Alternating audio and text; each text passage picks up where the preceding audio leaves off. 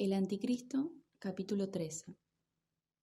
En modo alguno debemos considerarnos de un nivel moral inferior. Nosotros mismos, nosotros los espíritus libres, somos ya una transmutación de todos los valores, una verdadera declaración de guerra y una victoria sobre los viejos conceptos de lo verdadero y lo falso. Los métodos están integrados por los conocimientos que alcanzan los últimos, que son precisamente los más preciosos. Todos los métodos, todas las suposiciones de nuestro actual espíritu científico tuvieron en contra suya durante siglos el más profundo desprecio. Bastaban para excluir al que los profesaba del trato con las personas honradas, para considerarle como un enemigo de Dios, calumniador de la verdad, como una persona, en fin, que llevaba a los demonios en el cuerpo. El espíritu científico era una paria. Teníamos en contra los sentimientos de la humanidad, su concepto de lo que debía ser la verdad y del servicio que ésta exige. Todos los imperativos del deber estaban dirigidos en contra nuestra. Nuestra marcha silenciosa, circunspecta, desconfiada, nuestros fines. Todo era, o parecía, absolutamente indigno y despreciable. En último término, hay motivos para preguntarse si no habrá existido cierto refinamiento estético para retener a la humanidad en tan larga ceguera. Por esto reclamaba a voces una viva y bella sugestión, y pedía que el que persigue el conocimiento produjese sobre los sentidos una honda impresión. Decididamente, los señores gansos de la divinidad poseen una perspicacia a toda prueba. Capítulo 14. Nuestra manera de ver las cosas ha cambiado. Nuestros juicios ya no están saturados como antes de pretensión. No nos empeñamos en que el hombre descienda del espíritu ni de la divinidad. Lo hemos vuelto a colocar entre los animales. Es para nosotros el animal más fuerte porque es el más sagaz. Nuestra espiritualidad es una consecuencia de ello. Por otra parte, nos resistimos a otra vanidad que también querría alzar la voz, la de considerar que el hombre es el gran designio secreto de la evolución animal. No es el coronamiento de la creación. Cada ser tiene en su género el mismo grado de perfección. Pero al sustentar esta teoría, vamos todavía mucho más lejos. El hombre es relativamente el más fracasado de los animales, el más enfermizo, el que se desvía más peligrosamente de sus instintos. Verdad es que con todo eso resulta el más curioso de los animales. Por lo que a los animales atañe, fue Descartes el primero que tuvo la admirable osadía de considerar al animal como una máquina. Toda nuestra fisiología se esfuerza en demostrar esa proposición. Pero, procediendo lógicamente, no ponemos al hombre aparte, como hacía Descartes. Lo que el hombre piensa de sí hoy no va más lejos de su concepto de máquina.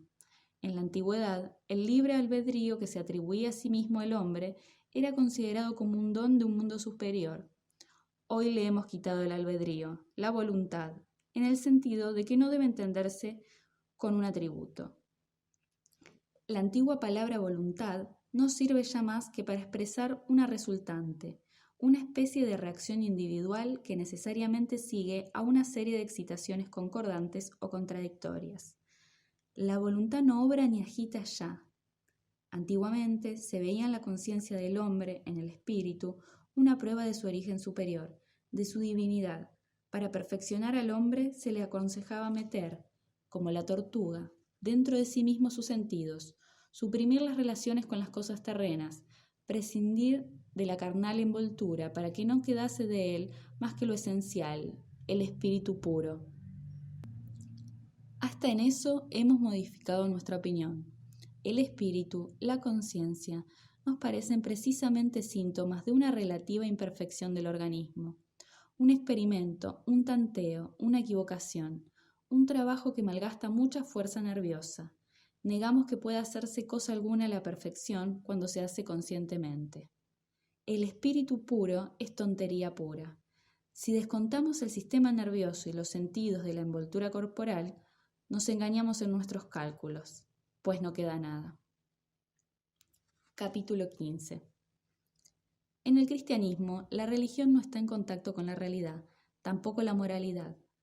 No hay más que causas imaginarias. Dios, el alma, yo, el espíritu, el libre albedrío o el albedrío no libre, y por supuesto, efectos imaginarios, el pecado, la salvación, la gracia, la expiación, el perdón de los pecados.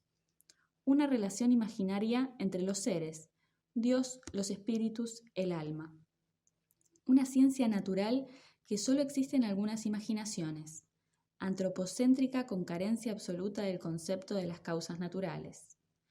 Una psicología imaginaria, nada más que equivocaciones, interpretaciones de sentimientos generales, agradables o desagradables, tales como los diversos estados del gran simpático, mediante el lenguaje figurado de las idiosincrasias morales y religiosas, el arrepentimiento, la voz de la conciencia, la tentación del espíritu maligno, la presencia de Dios, una teleología imaginaria, el reino de Dios, el juicio final, la vida eterna. Ese mundo de ficciones se distingue desfavorablemente para él del mundo del ensueño, en que éste refleja la realidad, mientras que el otro no hace más que falsearla para negarla después y despreciarla. Desde que se inventó el concepto de naturaleza en oposición al concepto de Dios, natural se hizo sinónimo de despreciable, y todo ese mundo de puras ficciones tiene su base en el odio contra lo natural, contra la realidad.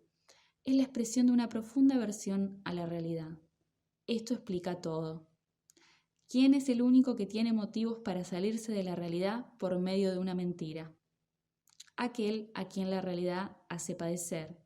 Y padecer, en este caso, significa ser una realidad frustrada.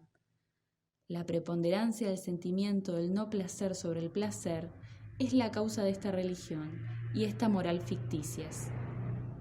Este exceso da exacta idea de lo que